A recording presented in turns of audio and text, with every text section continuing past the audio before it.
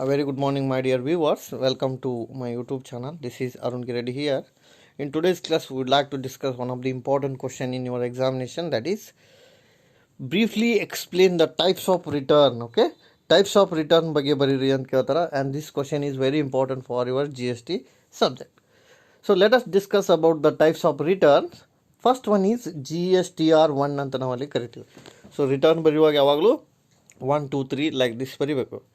So GSTR1, what actually GSTR1 indicate? Let us discuss about that. So here the tax return for external supplies to be filled by all the normal taxpayer that are registered under GST filled every month. In simple word, every month if the taxpayer is filled the information, that information is called as a GSTR1. And that return is called as a monthly return. ಅಂದಂಗೆ simple ಆಗಿ ಹೇಳ್ಬೇಕಂದ್ರೆ monthly ರಿಟರ್ನ್ಗೆ ನಾವು ಏನಂತ ಕರಿತೀವಿ, GSTR1 ಅಂತ ಕರಿತೀವಿ. This contain actually detail of all the sales done within the state or other state as well as purchase made during the tax period. ಅಂದ್ರೆ ಏನೇನು ಟ್ಯಾಕ್ಸ್ ಪೀರಿಯಡ್ ಒಳಗೆ ಅವ್ರು ಪರ್ಚೇಸ್ ಮಾಡಿರ್ತಾರೆ, ಏನೇನು ಟ್ಯಾಕ್ಸ್ ಪೀರಿಯಡ್ ಒಳಗೆ ಅವ್ರು ಸೇಲ್ಸ್ ಮಾಡಿರ್ತಾರೆ, ಪ್ರತಿಯೊಂದು ಇನ್ಫಾರ್ಮೇಷನನ್ನು ಇದರಲ್ಲಿ ಒಳಗೊಂಡಿರುತ್ತೆ ಅಂತ ಹೇಳ್ಬೋದು. ಸೊ ಅಂದ್ರೆ within the month what you are suppose to make that payment, that you are supposed to mention in GSTR1. So GSTR1 ಒಳಗೆ ಏನೇನು ಸಪ್ಲೈ ಮಾಡಿದಾರ ಕಂಪ್ನಿದವರು ನಾರ್ಮಲ್ ಟ್ಯಾಕ್ಸ್ ಪೇಯರ ಅದನ್ನು ರಿಜಿಸ್ಟರ್ ಮಾಡಬೇಕು ಎವ್ರಿ ಮಂತ್. ಸೊ ಅದಕ್ಕೆ ನಾವೇನಂತ ಕರಿತೀವಿ, GSTR1 ಅಂತ ಕರಿತೀವಿ. ಸೊ ನೆನ್ಪಿಟ್ಕೋರಿ, GSTR1 is a every month file. Okay, return file to be submitted to GST authority. GST ಅಥಾರಿಟಿಗೆ ಸಬ್ಮಿಟ್ ಮಾಡ್ತಕ್ಕಂತಹ ಮಂತ್ಲಿ ರಿಟರ್ನ್ಗೇನು ನಾವೇನಂತ ಕರಿತೀವಿ, GSTR1 ಅಂತ ನಾವಲ್ಲಿ ಕರಿತೀವಿ. Second one is GSTR2. This is actually monthly tax return of internal supplies. ನೋಡ್ರಿ, ಅದು GSTR1 ಎಕ್ಸ್ಟರ್ನಲ್ ಸಪ್ಲೈ ಇತ್ತು, GSTR2 ಏನೈತೆ ರೀ, ಇಂಟರ್ನಲ್ ಸಪ್ಲೈಸ್ ರಿಸೀವ್ಡ್ ಅಂತ. This is also a monthly tax return for internal supplies received. ಆಂತರಿಕ ಪೂರೈಕೆ ಮೇಲೆ ಇದು ಸಂಬಂಧಪಟ್ಟಿರುತ್ತೆ ಅಂತ. It contain actually the information of taxpayer, tax return period and final statement of purchase, information related to tax period which is listed differently for goods and service. So this is related to purchase of a tax. So purchase information ಬಗ್ಗೆ ಇರುತ್ತೆ. ಇದು tax ಪೇಯರ ಆ tax period ಒಳಗೆ ಏನೇನು purchase ಮಾಡಿದಾನ ಆ ಪ್ರತಿಯೊಂದು information ಅದರಲ್ಲಿ include ಆಗಿರುತ್ತೆ ಅಂತ ನಾವಲ್ಲಿ ಹೇಳ್ಬೋದು. ಆಮೇಲೆ GSTR2A ಅಂತ ಕರಿತೀವಿ. GSTR2A is read only document ಅಂತ ನಾವಲ್ಲಿ ಕರಿತೀವಿ. Read only document with a complete list of invoice from various seller during the month. So ಏನೇನು ಬೇರೆ ಬೇರೆ ಮಾರಾಟಗಾರರು ಇರ್ತಾರೆ, ಆ ಸೆಲ್ಲರ್ಸ ಏನೇನು ಸೆಲ್ ಮಾಡಿರ್ತಾರಲ್ಲ ಆ ಪ್ರತಿಯೊಂದು ಡಾಕ್ಯುಮೆಂಟ್ ಲಿಸ್ಟ್ ಇರುತ್ತದು. ಸೊ ಆ ಡಾಕ್ಯುಮೆಂಟ್ ಲಿಸ್ಟ್ಗಿನ್ನ ನಾವೇನಂತ ಕರಿತೀವಿ, GSTR2A ಅಂತ ನಾವಲ್ಲಿ ಕರಿತೀವಿ. So it is a document with a complete list of invoice from various seller. ಬಹಳಷ್ಟು ಮಾರಾಟಗಾರರು ಏನು ಮಾರಾಟ ಮಾಡಿರ್ತಾರೆ ಆ ಪ್ರತಿಯೊಂದು ಮಾರಾಟ ಮಾಡಿದಂತಹ ದಾಖಲೆ ಪತ್ರಗಳು ಸೊ GSTR2A ಒಳಗೆ ಇರ್ತವೆ ಅಂತ ನಾವಲ್ಲಿ ಹೇಳ್ಬೋದು. ಆ್ಯಂಡ್ GSTR3 ಅಂತ ನಾವಲ್ಲಿ ಕರಿತೀವಿ, goods and service tax return 3. Now what actually GSTR3 indicate? It is done every month on the detail of a outward supplies of a goods. Please understand the word. This word is very important.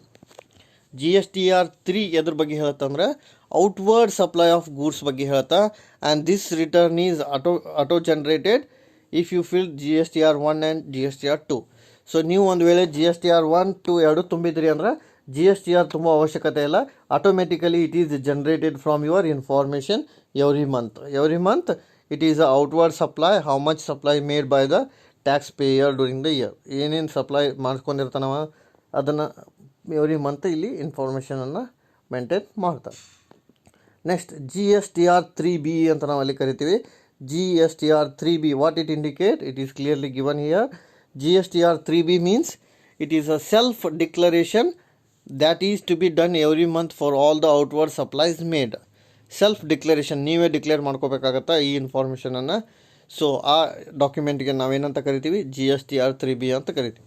So every month it is outward supply made by the tax pair.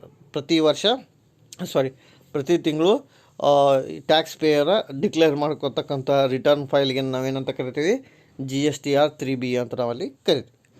GSTR4 ಇದ್ರ ಬಗ್ಗೆ ಹೇಳ್ತಾನೆ ನೋಡೋಣ. Next it is to be filled by the taxpayer. Again, GSTR4 is filled by the taxpayer who have opted composition scheme under the GST. This is a very important point. Those person who opt the composition scheme under GST, but it has been replaced by the CMP8 now. Okay, it is paid every quarter. So ಮುಂಚೆ ಏನಾಗ್ತೈತೆ ಅಂದ್ರೆ every taxpayer who is opted composition scheme means those persons return is 1.5 crore turnover. So ಅವ್ರು ಎದ್ರೊಳಗೆ ಬರ್ತಾರೆ ಅಂದರೆ composition scheme ಒಳಗೆ ಬರ್ತಾರೆ. ಯಾರು turn over 1.5 crore ಐತೆ. But ಈಗೇನು ಎದ್ರ ರಿಪ್ಲೇಸ್ ಮಾಡ್ಯಾರ ಅಂದರೆ CMP8 ಮೇಲೆ ರಿಪ್ಲೇಸ್ ಮಾಡಿದಾರ ಅಂತ ನಾವಲ್ಲಿ ಹೇಳ್ತೀವಿ. And it is paid every quarter. So every 3 monthsಗೆ ನಾವೇನು ಮಾಡ್ತೀವಿ, GSTR4 ಫೈಲ್ ಮಾಡ್ತೀವಿ ಅಂತ ಹೇಳಿ. Next GSTR5 goods and service tax return 5. It is filled by NRI tax pair. This is a very important point. GSTR5 ಯಾರು fill ಮಾಡ್ಬೇಕು ರೀ? NRI, ನಾನ್ resident Indian ಅಂತ ನಾವಲ್ಲಿ ಕರಿತೀವಿ. So non resident Indian as pay the GSTR5 every information. Okay, every month. So non resident Indian pay ಮಾಡಬೇಕು. And who are registered under GST authority, compulsory registration ಇರುತ್ತೆ ಅವ್ರಿಗೆ. And those who carry out the business transaction in India. So NRI ಅಂದ್ರೆ ಏನು ರೀ? Those persons who are the non-resident in India 182 days or more, and they compulsorily register under GST, and they have to carry out the business transaction. The return contain detail of outward supply made. ಇಲ್ಲಿ ಏನೇನು detail maintain ಮಾಡ್ತಾರೆ ಅಂದ್ರೆ outward supply maintain ಮಾಡ್ತಾರೆ, inward supply received maintain ಮಾಡ್ತಾರೆ, debit credit note received ಮಾಡ್ತಾರೆ, tax liability note ಮಾಡ್ತಾರೆ, tax paid. So like this every month what ever they mention. So all the information is to be maintained clearly. Tax paid, debit note, credit note, like this every information is maintained. So overall, what is the GSTR5 indicate? GSTR5 indicate that so it is related to NRI taxpayer. So NRI ದವರು tax pay ಮಾಡೋದ್ರ ಬಗ್ಗೆ ಇದು ಸಂಬಂಧಪಟ್ಟಿದೆ. ನಾನ್ resident Indian ಅಂತ ನಾವಲ್ಲಿ ಕರಿತೀವಿ. Now GSTR6 indicate what? It is also a monthly return. GSTR6 it is also a monthly return filled by the ISD ಅಂತ ನಾವಲ್ಲಿ ಕರಿತೀವಿ. Input service distributor. ISD ಅಂದ್ರೆ ಏನ್ರಿ? ಇನ್ಪುಟ್ ಸರ್ವಿಸ್ ಡಿಸ್ಟ್ರಿಬ್ಯೂಟರ್ ಅಂತ ನಾವಲ್ಲಿ ಕರಿತೀವಿ. ಯಾರು ಇನ್ಪುಟ್ ಸರ್ವಿಸ್ ಡಿಸ್ಟ್ರಿಬ್ಯೂಟರ್ ಇರ್ತಾರ, ಸೊ ಅವ್ರಿಗೆ ಸಂಬಂಧಪಟ್ಟಂಗೆ ರಿಟರ್ನ್ ಯಾವುದಪ್ಪ ಅಂದ್ರೆ GSTR6 ಅಂತ ನಾವಲ್ಲಿ ಹೇಳ್ಬೋದು. Then GSTR7 indicate that it is also done by every month and it is filled by the people required to deduct TDS ಅಂತ ನಾವಲ್ಲಿ ಕರಿತೀವಿ. Those person who want to deduct the TDS, tax deducted at source. ನೋಡಿ ಎರಡು ಬರ್ತಾವೆ actually. TCS ಅಂತಲೂ ಬರ್ತೈತಿ, ಇದ್ರೊಳಗಿಲ್ಲ ಅದು. Tax collected at source. TDS ಅಂದರೆ ಟ್ಯಾಕ್ಸ್ ಡಿಡಕ್ಟೆಡ್ ಅಟ್ ಸೋರ್ಸ್ ಅಂತ ನಾವಲ್ಲಿ ಕರಿತೀವಿ. ಸೊ ಇಲ್ಲಿ TDS ಬರ್ತೈತಿ.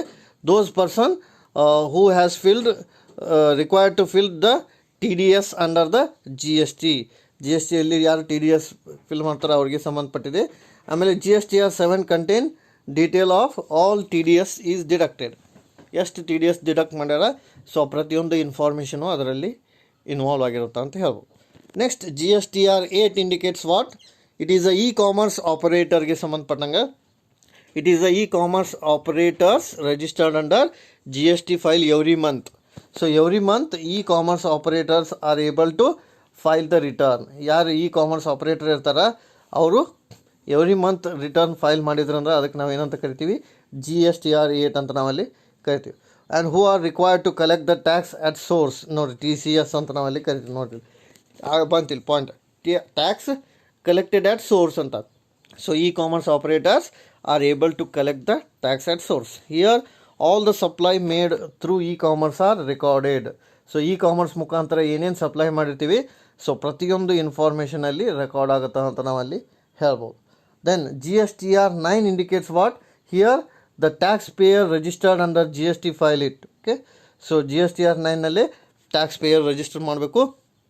It contain all the outward supplies made, inward supplies received. ನೋಡಿ ಔಟ್ವರ್ಡ್ ಸಪ್ಲೈಸ್ ಏನು ಮಾಡಿರ್ತೀರಿ, ಇನ್ವರ್ಡ್ ಸಪ್ಲೈ ಏನು ರಿಸೀವ್ ಮಾಡಿರ್ತೀರಿ. Similarly composition scheme, casual taxable person, input service distributor, non resident taxable person and person paying TDS under section 51 of CGST Act are unaccountable to pay the tax. ನೋಡಿ ಅವರೆಲ್ಲ ಅನ್ಅಕೌಂಟೇಬಲ್ ಆಗ್ತಾರೆ GSTR 9 ಅಲ್ಲಿ tax pay ಮಾಡಲಿಕ್ಕೆ ಅಂತ ನಾವಲ್ಲಿ ಹೇಳ್ಬೋದು. Similarly GSTR 9A ಅದ್ರ ಬಗ್ಗೆ ಹೇಳ್ತಾ ನೋಡೋಣ. Here the tax payer who have registered under the composition scheme, ನೋಡಿರಿ, the tax payer who have registered under composition scheme file it on annual basis. ನೋಡಿ ಕ್ಲಿಯರಾಗಿ ಹೇಳೋದು. ಸೊ ಆ್ಯನ್ಯುವಲ್ ಬೇಸಿಸ್ ಮೇಲೆ ಅವರು ಫೈಲ್ ಮಾಡಬೇಕು. ಕಂಪೋಸಿಷನ್ ಸ್ಕೀಮ್ ಅಂದರೆ already ಹೇಳಿ ನಾನು, those persons turn over is 1.5 crore. So ಅವರು ಎದುರೋ ಬರ್ತಾರೆ, ಕಂಪೋಸಿಷನ್ ಸ್ಕೀಮ್ ಅವ್ರು ಬರ್ತಾರೆ. It is a combination of quarterly return file during the financial year. So financial year ಒಳಗೆ ಏನು ಕ್ವಾರ್ಟರ್ಲಿ ಅವ್ರು ಪೇ ಮಾಡ್ತಾರೆ ಅದಕ್ಕೆ ಸಂಬಂಧಪಟ್ಟಿದ್ರೆ ಅದಕ್ಕೆ ನಾವು ಏನಂತ ಕರಿತೀವಿ, GSTR 9A ಅಂತ ನಾವು ಅಲ್ಲಿ ಕರಿತೀವಿ.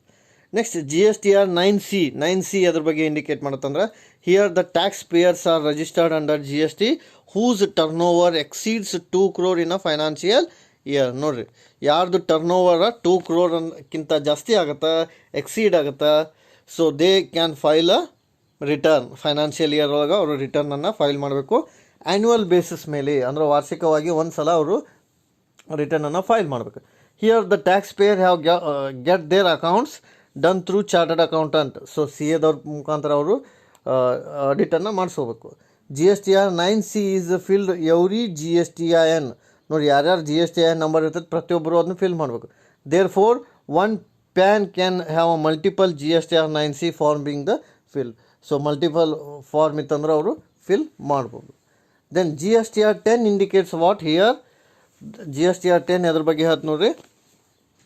ಇದು taxable person whose registration has been surrendered or cancelled. ನೋಡಿ ಕ್ಲಿಯರಾಗಿ ಹೇಳ್ಯಾರ, ಯಾರ್ದು ರಿಜಿಸ್ಟ್ರೇಷನ್ ಕ್ಯಾನ್ಸಲ್ ಆಗುತ್ತೆ ಅಥವಾ ಸರೆಂಡರ್ ಮಾಡ್ಕೊಂಡಿರ್ತಾರೆ. So another turn for this return is final written and has filled within 3 months from the date of cancellation. Okay, GSTR 10 indicates the registration with a surrendered or a cancelled registration, and they are supposed to be filled within 3 months of date of cancellation. So cancel ಆದ 3 ತಿಂಗಳ ಒಳಗಡೆ ಅವರು ಅದನ್ನು clear ಮಾಡಬೇಕು ಅಂತ ನಾವಲ್ಲಿ ಹೇಳ್ತೀವಿ. So ಅದು GSTR 10 ಒಳಗೆ ಬರ್ತೈತೆ. And GSTR 11 indicate what, this is for tax payer who have been issued a unique identification number. ನೋಡಿರಿ, ಇಲ್ಲಿ UIN ಅಂತ ಕರಿತೀವಿ ನಾವು. Those who has been issued UIN number, unique identity number, to get the rebate under GST for goods and service purchased in India.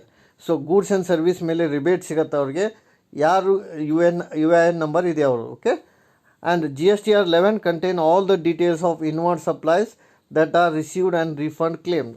So inward ಸಪ್ಲೈಗೆ ಸಂಬಂಧಪಟ್ಟಿದೆ ಏನೇನು claim ಮಾಡ್ಯಾರ ಅಥವಾ ಏನೇನು ರಿಸೀವ್ ಮಾಡ್ಯಾರ ಪ್ರತಿಯೊಂದು ಅದರಲ್ಲಿ ಬರುತ್ತೆ ಅಂತ ನಾವಲ್ಲಿ ಹೇಳ್ಬೋದು. So this is about the GSTR 11 indicate. Okay, so remaining we'll see next.